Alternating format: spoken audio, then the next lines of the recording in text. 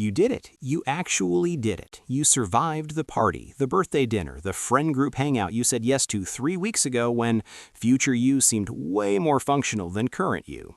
You laughed, you talked, you were present. Maybe you even had fun, like genuinely embarrassingly fun. And now you're home. And you are completely, utterly destroyed. You're lying on your bed like a crime scene, shoes still on, jacket still on, one sock somehow missing, you don't know how, you don't have the bandwidth to investigate. The idea of brushing your teeth feels like climbing Everest in flip-flops. Your phone is buzzing, probably the group chat going, "OMG, tonight was so fun," and you were staring at the ceiling wondering if you are in fact a human being or just a very convincing simulation that finally ran out of battery. And the worst part, the absolute kicker, you had fun. You chose this. Nobody dragged you. So why does your brain feel like it just did 12 rounds in the UFC?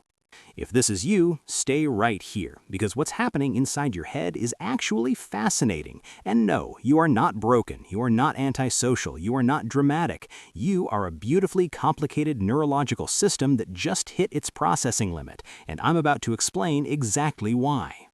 Let's talk about what your brain is actually doing during a fun social event, because spoiler, it is working overtime, like full double shift, no lunch break, mandatory overtime with no extra pay.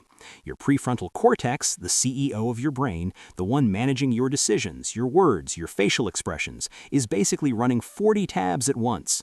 Ironic, you're monitoring what you say, how you say it, whether that joke landed, whether that pause was too long, whether you're being too loud or too quiet, what your hands are doing. Your hands. You thought about your hands tonight, didn't you? Yeah, that's called social cognitive load. And for some brains, especially those wired towards introversion, sensitivity, or anxiety, a single social event can consume the same mental energy as a full workday. Researchers call this ego depletion, the idea that self-regulation is a finite resource. Every smile you calibrated, every conversation you navigated, every moment you managed your own reactions, that costs something. That cost glucose, literal brain fuel, and neural bandwidth that your system is now desperately trying to recover. But wait, it gets better, or worse, depending on how you look at it. There's a little system inside you called the autonomic nervous system, and it has two modes: sympathetic, which is your fight or flight, high alert, go, go, go engine, and parasympathetic, which is your rest and digest, recharge, lie down like a crime scene mode. During social events, even fun ones, your sympathetic system is partially activated. You're alert, you're reading the room, your cortisol is slightly elevated, your dopamine is spiking every time someone laughs at your joke. Dopamine, that sneaky little molecule, it made the party feel amazing, and now it's gone, and your brain is in chemical withdrawal from its own good time. That post-event crash, that's your parasympathetic system finally slamming the brakes. Your body going, okay, we survived. Everyone stand down, initiating emergency recovery protocol. Heart rate drops, energy tanks, social battery 0%, please plug in immediately.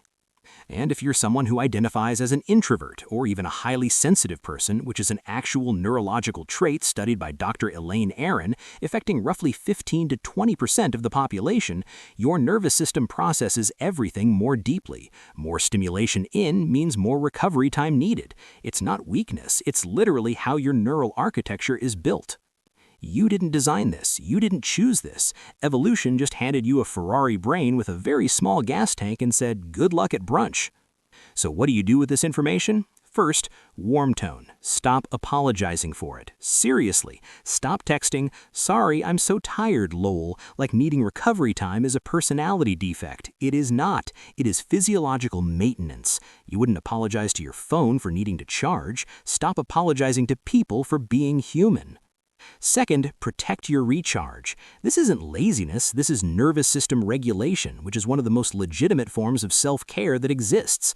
Quiet, alone time, comfort food, a show you've seen 100 times because your brain doesn't have to work to process it. Ironic, yes, rewatching The Office for the 15th time is technically neuroscience-approved recovery. Third, and this one's big, recognize that the crash doesn't cancel the fun. Both things are true. You had a great time and you need to recover. Your brain can enjoy deeply and still need silence after. That's not contradiction, that's just being wired this way. And once you stop fighting it, life gets so much easier. You are not too sensitive. You are not too much. You are not a bad friend because you need to disappear for 24 hours after a good night. Ironic, you are someone whose brain feels everything fully, and that same intensity that exhausts you is probably also why people love being around you. It's the same wiring, two sides of the same coin. The coin just needs to be charged sometimes, preferably in silence with snacks.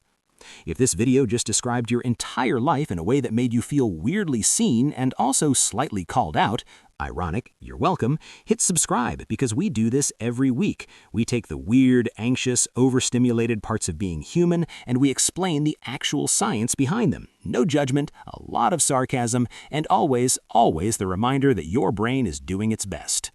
And if you want to go deeper, next video we're breaking down why some people literally cannot make decisions when they're tired, and why your brain starts treating choosing a restaurant like defusing a bomb. Ironic, it's called decision fatigue and it is embarrassingly real. See you there. Now go rest. You've earned it.